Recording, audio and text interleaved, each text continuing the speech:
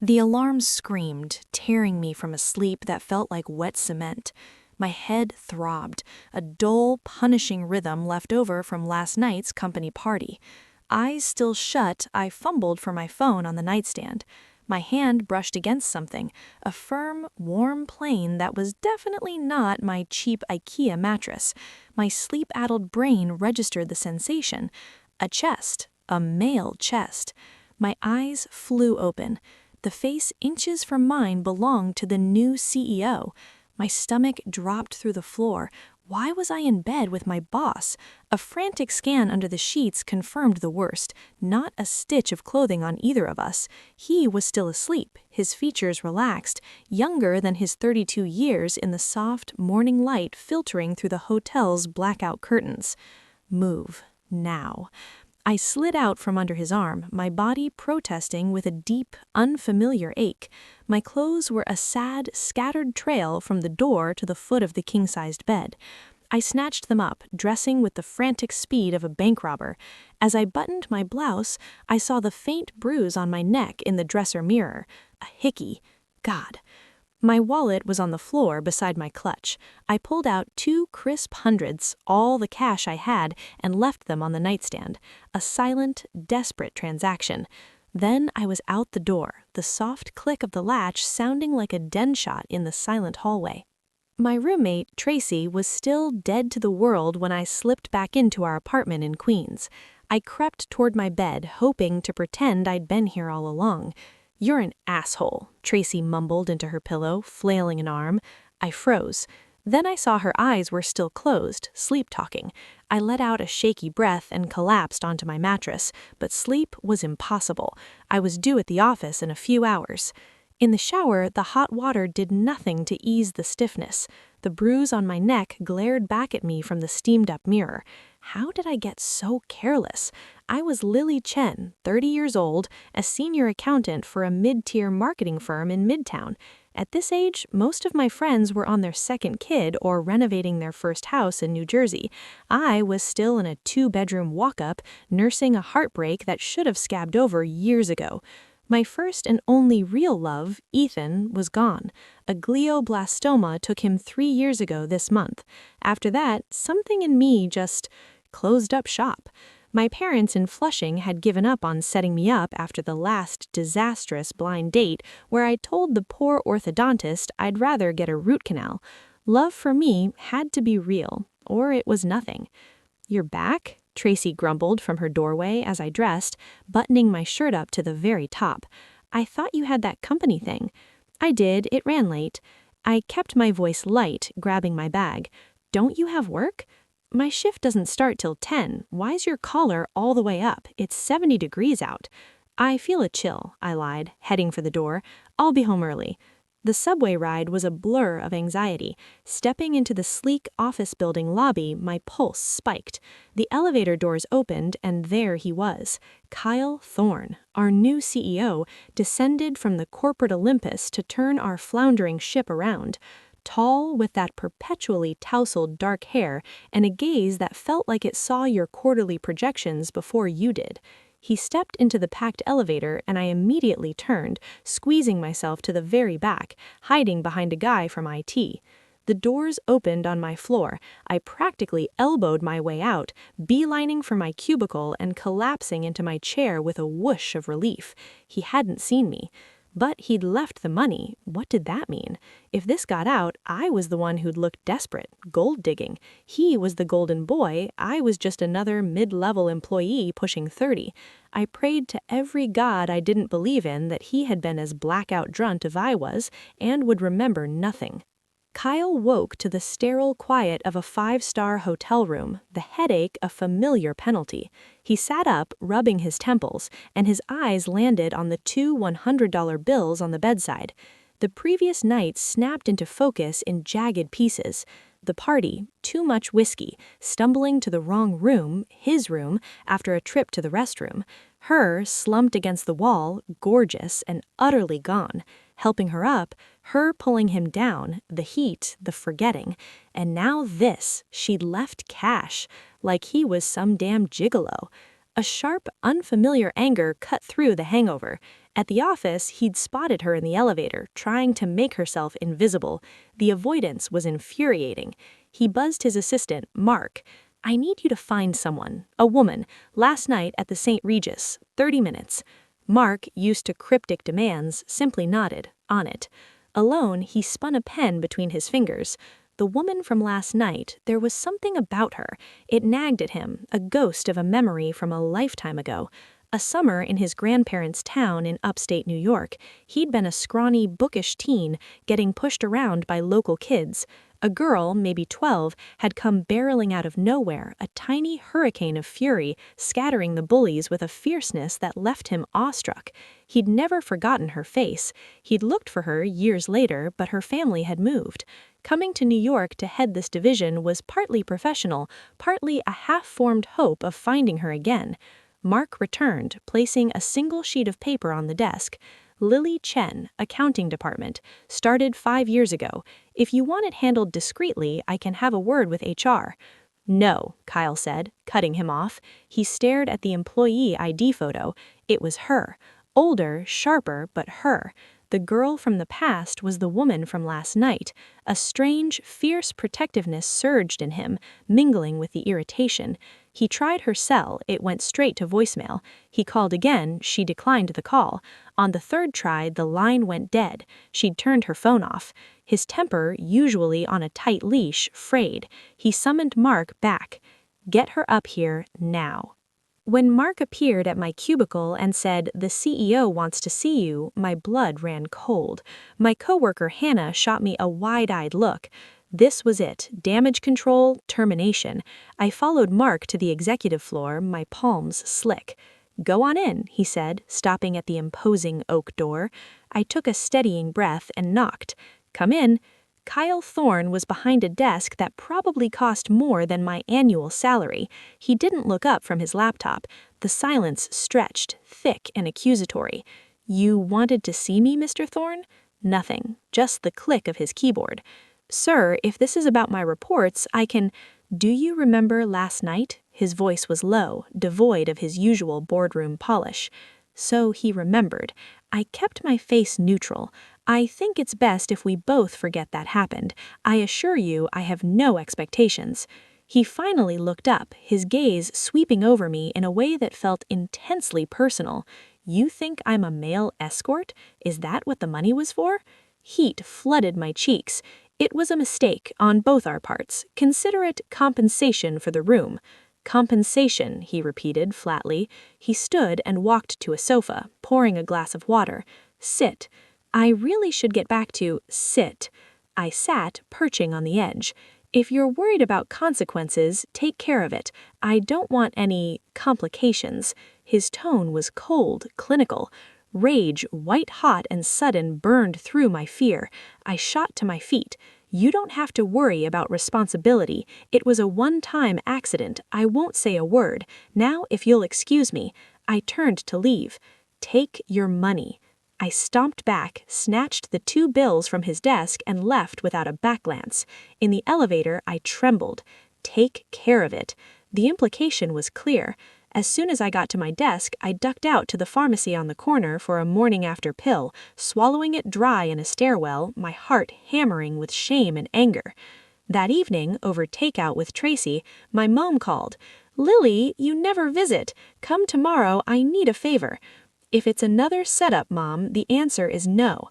"It's not. A friend's son is getting married in the Hamptons. Your father and I have to go upstate to see your grandmother. Your sister has finals. You have to go for me. Be my representative." I groaned. A wedding, alone. But I couldn't say no. "Fine, I'll be there tomorrow." The wedding was a lavish, champagne-soaked affair at a vineyard. I delivered my mother's regards and found myself seated at a table of strangers. And then, across the floral centerpieces, I saw him, Kyle Thorne, in a tailored navy suit, laughing with the groom. Our eyes met. His smile didn't falter, but his gaze sharpened. I quickly looked away, my heart doing a stupid, frantic tap dance against my ribs. I left as soon as decently possible, but outside, the rideshare app showed no cars for over an hour.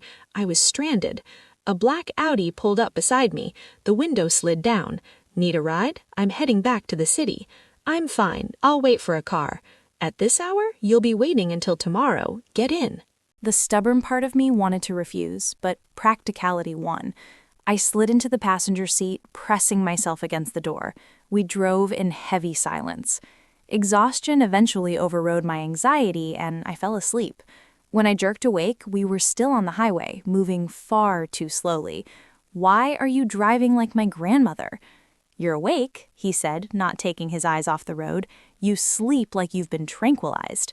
You could have driven faster. I wanted to drive slow. You wanted to… what? My roommate will worry. We're almost there. He didn't elaborate. He dropped me off in front of my apartment building without another word. As his taillights disappeared, I was left with a confusing swirl of emotions: resentment, a flicker of something else, and the lingering memory of his profile in the dashboard lights. The following week at work was a minefield. I avoided him, but fate, or he, seemed to conspire against me. In a crowded elevator, a shove from behind sent me stumbling straight into his chest. The solid wall of him, the faint, clean scent of his cologne, the memory of that same chest under my hands, it short-circuited my brain. I sprang back, my face flaming. "You okay?" he asked, his voice dangerously calm. "Fine," I mumbled, finding a spot on the floor to stare at. Later, in the cafeteria, I was picking at a salad when he appeared beside my table. "You're not eating?" "I'm not hungry." "Eat. I won't have people saying I starve my employees." The authoritarian tone grated. "You're not my keeper." "Right now, I am. Eat." Fuming, I loaded my tray with a mountain of food I didn't want out of pure spite. I saw him watching from across the room, his expression unreadable. The final straw came when he ordered me to accompany him to a client dinner that evening. I refused. I'd promised my coworker, Ben, I'd visit his young daughter, Mia. Ben's wife had passed a few years back, and the little girl had taken a shine to me. "If you don't come, don't bother coming in tomorrow," Kyle said, his tone leaving no room for argument. That night, at a quiet cafe with Ben and Mia, I was laughing at one of Mia's stories when a shadow fell over our table. Kyle stood there, a client beside him, his face a storm cloud.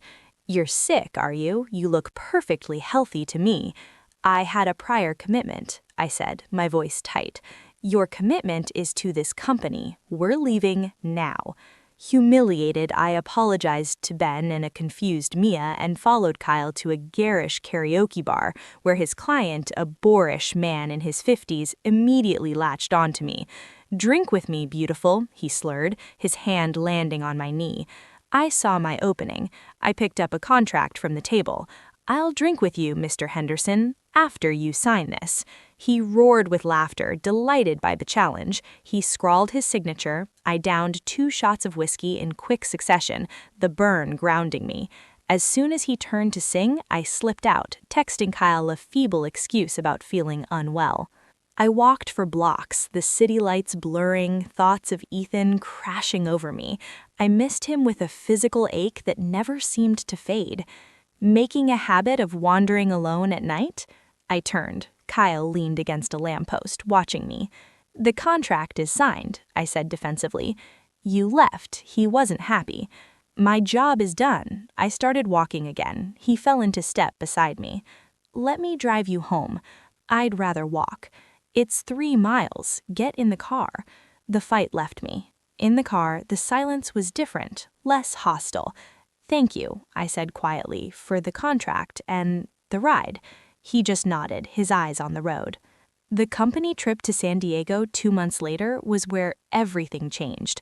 I was rooming with Hannah, who was thrilled by the beachside hotel. Kyle's young cousin, Chloe, had tagged along, clinging to him like a possessive koala. On the beach, I was wading in the shallows when a freak wave knocked me off my feet. The current grabbed me, pulling me under. I thrashed, panic swallowing me whole, salt water burning my lungs. The next thing I knew, I was on the sand, coughing up seawater, with Kyle bent over me, his face pale. He'd given me CPR. His mouth was on mine, breathing life back into me. "Don't you ever do that again," he gritted out, his hands gripping my shoulders. Before I could speak, he scooped me up and carried me, dripping and stunned, all the way back to my hotel room. Something shifted that day. The hostility between us melted, replaced by a cautious, electric awareness. He started seeking me out, bringing snacks to our room, finding reasons to be near me. During a group bonfire, he pulled me aside for a walk along the shore. "You grew up in Poughkeepsie, right?" he asked, his voice casual. "Yeah, we moved to the city after an accident. I was in the hospital for a while." I didn't mention the head injury, the lost memories from my early teens. He went very still. "What kind of accident?" "Car crash." "Why?" "No reason," he said, but his gaze was intense. "I'm glad you're okay." Later, back in the city, the unexplained nausea started, the fatigue. I brushed it off as stress until a dizzy spell sent me to the urgent care clinic. The doctor was cheerful. "Congratulations, you're about 8 weeks along. You need to take better care of yourself, mom-to-be." The world tilted. 8 weeks? The night of the party. The morning after pill must have failed. Kyle found me in the clinic lobby holding the discharge papers. "What did they say?" I looked at him, my mind reeling. "I'm pregnant." His face went blank with shock, then a torrent of emotions flashed through his eyes, confusion, panic, and finally a steely resolve. "My office tomorrow. We need to talk." The talk wasn't what I expected. He didn't mention arrangements or solutions. Instead, he told me a story about a boy years ago in Poughkeepsie. Bullies, a fierce girl who fought them off, how he'd never forgotten her, how he'd looked for her, how he'd been the anonymous friend I've been confiding in online for months. "It's you, Lily. It's always been you. The night at the hotel, it was a mistake, but this isn't. I love you. Marry me. Let me take care of you, both of you." I was speechless. The pieces clicked into place. His strange questions, his lingering looks, the kindness beneath the gruff exterior. The boy from my fragmented past was this man offering me a future. It wasn't a whirlwind romance. It was a slow, terrifying leap of faith. I said yes. Telling our families was its own drama. My traditional parents were initially horrified, then overjoyed I was finally settling down. His family welcomed me warmly. Chloe, after a spectacular sulk, decided she approved. The wedding was small, elegant. As I stood beside him at the altar, my modest ivory dress skimming the small swell of my belly, I didn't think about the chaotic beginning. I thought about the man who'd silently watched over me, who'd fought for me in his own stubborn way, who remembered a girl I'd forgotten. On my birthday, a month after the courthouse ceremony, he orchestrated a surprise at the office. A cake, our colleagues, Ben with a beaming Mia. He got down on one knee, again in the middle of the accounting floor, holding out a simple, stunning band to complement my engagement ring. "I know we're already married," he said, his voice rough with emotion, "but I never got to do this properly. Lily Chen, will you let me love you for the rest of my life?" Through happy tears, I said yes. As he kissed me, Hannah whooped and confetti rained down from the cubicle walls. I finally understood. Sometimes the greatest love stories don't begin with a meet-cute. They begin in chaos, in misunderstanding, in the messy collision of two lonely people. They begin with a single fateful night and unfold, slowly and surely, into a lifetime of mornings after. The months after the surprise office proposal were a blur of checklists and baby-proofing. We decided to keep our apartment in Queens for now. It was closer to my office and my OBGYN, but Kyle started talking about looking for a place in Westchester with a yard, for the kid to run around in, he'd say, his hand already finding its familiar, protective place on my growing bump. My parents were in a state of perpetual, joyful disbelief. My mom took over the wedding planning with the tactical precision of a general, transforming our small, intimate ceremony into a 150-person event at a garden venue in Brooklyn. "You only get married once, Lily," she'd chirp, ignoring the fact we were already legally married. I let her have it. It was easier than arguing, and a part of me, the part that had given up on ever having this, secretly loved the fuss. Work was a new kind of strange. The news of our marriage and my pregnancy had rocketed through the office grapevine at light speed. Hannah became my self-appointed bodyguard, shooing away anyone who looked at me with undue curiosity. Ben was quietly supportive, though a new, careful distance had settled between us. He'd bring Mia by my cubicle sometimes, and the little girl would whisper secrets to my belly. Kyle, in the office, was a study of contradictions. He was still the demanding, sharp-eyed CEO in meetings, but in the elevator, or if he passed my desk, his gaze would soften imperceptibly. He started leaving a protein bar and a bottle of electrolyte water on my keyboard every morning. No note, just there. One Wednesday, during a brutal third trimester bout of heartburn, I was hunched over my desk when his assistant, Mark, appeared. "Mr. Thorne would like to see you, at your convenience," he added, which was office code for immediately but politely. I waddled upstairs. Kyle's office was empty. "In here," his voice called from the small adjoining lounge. He was standing by a sofa where a takeout container from my favorite Vietnamese place sat open, along with a bottle of Tums and a glass of cold almond milk. "Sit. Eat." "I'm not really hungry," I lied, the phantom burn creeping up my esophagus. "The pho is bland, just broth and rice noodles. The milk will help." He nudged the container toward me. "It's a medical order." I sat, defeated by the aroma of star anise and ginger. "You didn't have to do this." "I know." He sat opposite me, watching as I took a tentative sip. "How's the tenant?" I couldn't help but smile. "Active. Likes to kick my bladder during budget reviews." A corner of his mouth twitched. Already showing good timing. He paused. "My parents want to have us over for dinner on Saturday. They want to celebrate properly." The spoon froze halfway to my mouth. Meeting the Thorne patriarch and matriarch in their Fifth Avenue duplex was a different beast from the cheerful chaos of my parents' Flushing home. Celebrate?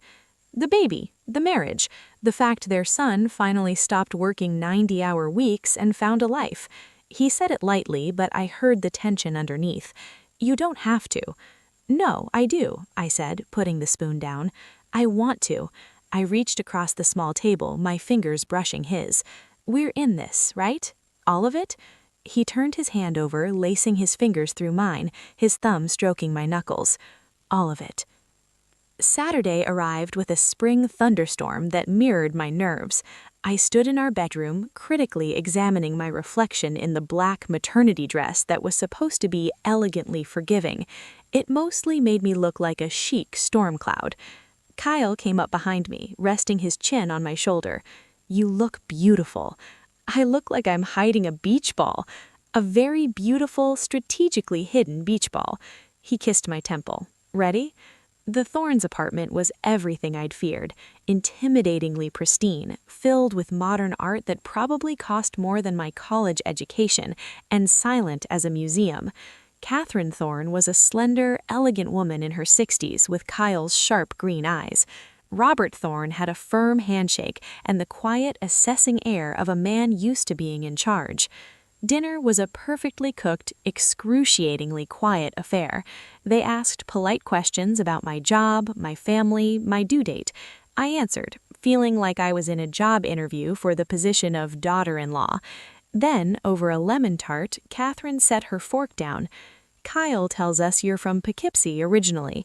"Yes, ma'am, until I was about 12.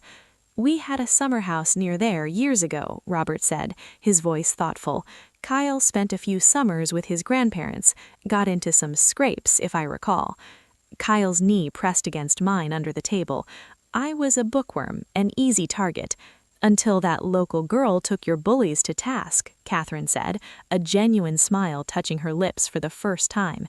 "He came back that summer talking nothing else. My defender.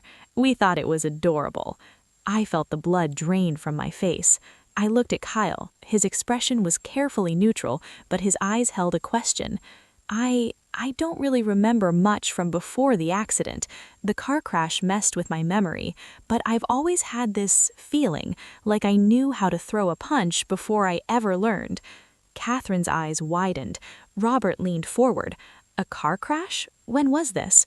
October, 12 years ago, out on Route 9. The silence that followed was profound. Robert and Catherine exchanged a long, loaded look. "Kyle," Robert said, his voice grave, "you never made the connection?" "What connection?" Kyle asked, his grip on my hand tightening. Catherine reached out, her perfectly manicured hand covering mine.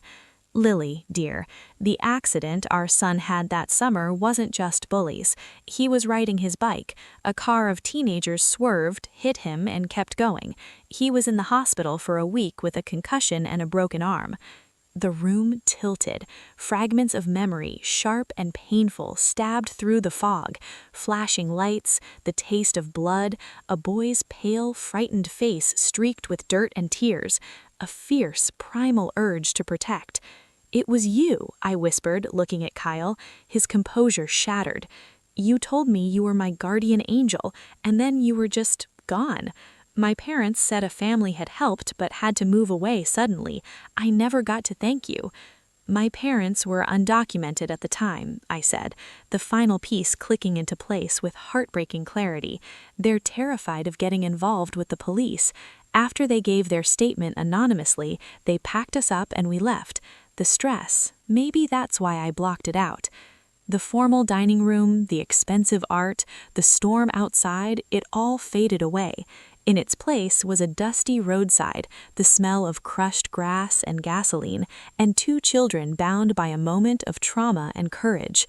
Catherine had tears in her eyes. "All these years," she said softly, "and here you are." Robert cleared his throat, emotion making his voice gruff. "It seems this marriage is more than a surprise. It's a homecoming." The rest of the evening transformed. The walls came down. Stories were shared.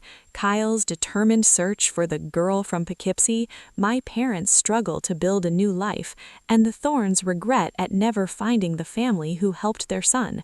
For the first time, I wasn't just Lily, the pregnant accountant who'd married their son. I was the girl who'd saved him.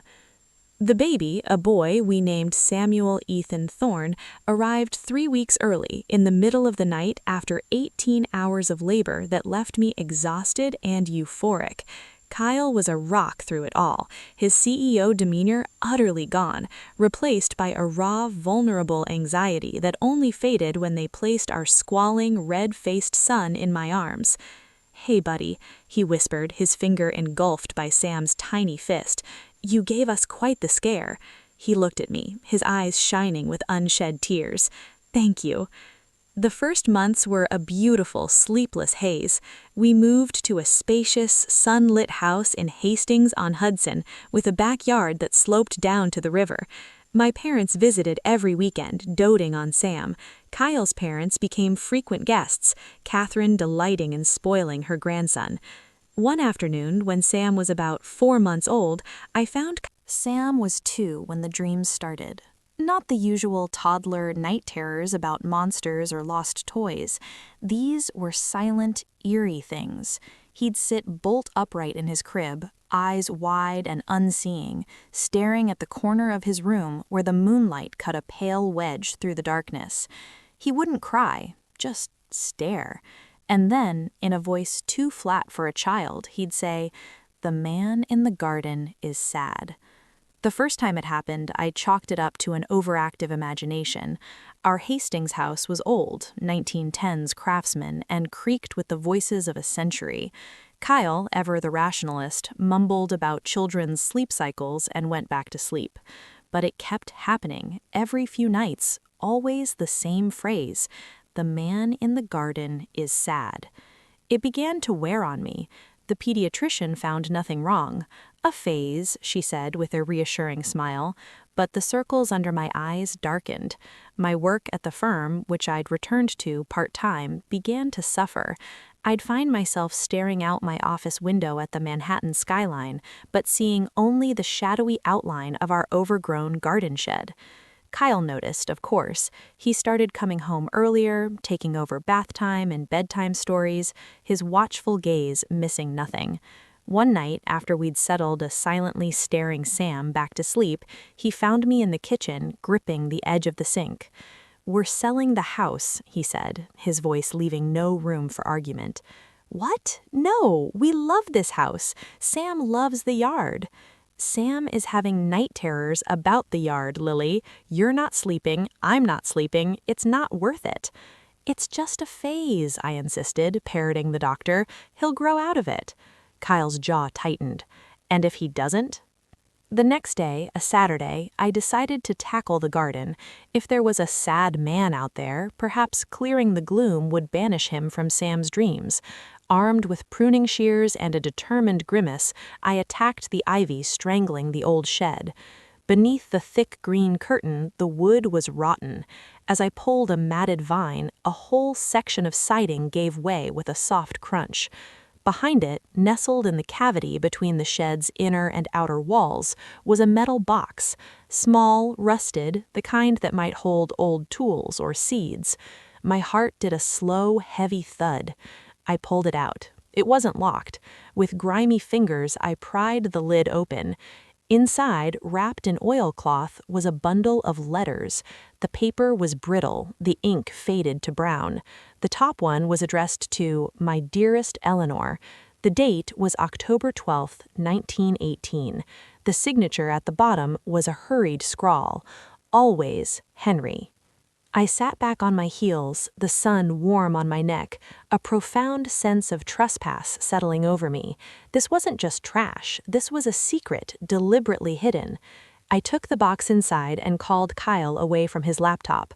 Together at the kitchen table, we carefully unfolded the story. Henry and Eleanor had lived in our house. He was a schoolteacher, drafted and sent to France in the last months of the Great War. The letters were his, full of fear, longing, and desperate love. The last one was different. It wasn't from France. It was posted locally from Poughkeepsie. "My dearest Eleanor, I am home, but I am not the man who left you. The things I have seen, they live behind my eyes. I hear the guns in the rain on the roof. I smell the mud in our clean sheets. I look at your dear face and see the faces of the boys I could not save. I cannot bring this darkness into our home, into your light. Forgive me. I have taken a room in town. Do not look for me. The man you loved is buried in a field in France. Be happy. Forget me. Always, Henry." There were no more letters, no record of what happened next, but the local Historical Society website, after some digging, yielded a terse entry: Eleanor Caldwell, née Saab, 1995-1920, survived by no children. Cause of death, influenza. Henry had come home a ghost, and in leaving to protect her, he had condemned them both. She died alone in this house, waiting for a man who was just miles away, consumed by a different kind of trench. "The man in the garden," I whispered as I stared at the crumbling paper. He wasn't in the garden, he was of the garden. His sadness, it soaked into the walls of that shed. Kyle was silent for a long time, his CEO mask completely gone, replaced by a look of haunted understanding. He knew about ghosts that weren't ghosts, the specters of guilt and loss that could haunt a person just as effectively. "We need to finish his letter," he said finally. It was my turn to stare. What? He never got to tell her he was sorry, that he should have stayed. We need to give him closure, for Sam, for the house. It felt ridiculous, superstitious, but the look in Sam's eyes during those night terrors wasn't ridiculous. It was old. That evening, after Sam was asleep, we built a small fire in the backyard fire pit, the one we used for marshmallows and summer cocktails. I brought the box of letters. Kyle, uncharacteristically, had a bottle of cheap whiskey and 2 glasses. "For courage," he said, pouring a finger for each of us. By the light of the flames, I read Henry's last letter aloud, my voice trembling. When I finished, Kyle took a clean sheet of paper and a pen from his pocket. He didn't speak for a minute, just stared into the fire. Then he began to write. "Eleanor, He was wrong. The man who loved you never died. He was lost, and he was a coward, and he broke your heart with the best of intentions, which are the worst kind. You did not die of influenza. You died of a broken heart in the house you built for your family, waiting for a ghost. I know something about ghosts. I housed one for years. The specter of a girl on a roadside I thought I'd lost. She taught me that running away from the past is what gives it power. Staying and facing it is the only way to bury it. Henry should have stayed. He should have let your light try to reach his darkness. Forgive him. He was just a man scared out of his mind by a world gone mad. He loved you until the end and beyond. You can both rest now. The house is safe. A new family is here. They have a little boy. They are learning how to stay. With respect, the new man in the garden. He didn't sign it. He folded it, took the last letter from my hand, and placed them both into the heart of the fire. We watched as the edges blackened, curled, and took flight as embers, spiraling up into the cool Hudson Valley night. We sat in silence long after the fire died down to glowing coals. No grand revelation happened. No spectral figure appeared to nod its thanks. The garden just was a garden again, the shed a future project for a weekend. But Sam slept through the night, and the next, and the one after. A week later, I was putting him to bed. He'd just learned the word happy and was applying it liberally. Daddy happy, Mama happy, Sam happy. He snuggled into his blankets, his eyelids heavy. "What about the garden, Sammy?" I asked softly, almost afraid to ask. "Is the man in the garden happy?" He blinked slowly, a serene smile on his face, and then he was gone, slipping into a deep, dreamless sleep. Downstairs, I found Kyle in his study, not working, just looking at a framed photo on his desk, the one from our wedding, where we're both laughing, caught in a shower of confetti. "He's sleeping," I said from the doorway. Kyle looked up, and the relief in his eyes was a tangible thing. He held out a hand. I went to him, settling into the familiar space against his side. "We're staying," I said. It wasn't a question. "We're staying," he confirmed, his lips against my hair. We face the ghosts together, the old ones in the garden and the ones we might still make. I thought of Henry, trapped in his private hell of memory. I thought of my own lost years after the accident. I thought of Kyle, searching for a ghost girl to quiet his own survivor's guilt. Our story had never been a simple romance. It was an archaeology of the heart, digging through layers of past pain to find a foundation strong enough to build a future on. The night with the boss had been the catalyst, the boy on the bike the seed, but this, the choice to stay, to listen to the sadness in the walls and answer it with kindness, this was the life we were building. It was messy and sometimes haunted, and more real than any fairy tale. Outside, the garden was dark and quiet. Inside, our house was warm and full of light, and finally, peacefully, at rest.